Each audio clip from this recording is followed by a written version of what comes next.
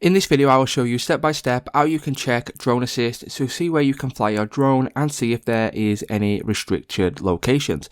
Now, first of all, what we need to do is download and install Drone Assist, and then what you want to do then is go over to Drone Assist. And then once you do this, as you can see, you'll then be brought to a map. And if you're using your location, what this will do is show you all of the restricted areas around. Now, if it is restricted, what it will do is it will have sort of this red circle surrounding the area that is restricted. And if you want to know this for a fact, what we can do is select the red circle. And then once you do this, as you can see, this will now show you flight restriction zones. So you can go through and you can go around. If you want to zoom in even further or zoom out even more, what you can do then, like I said before, is just simply click on the little red zone right here, and then what you will notice is this is a prison and this is a flight restricted zone. So that's how you can go ahead and see where you can fly your drone on Drone Assist, guys, and see where is restricted to fly your drone.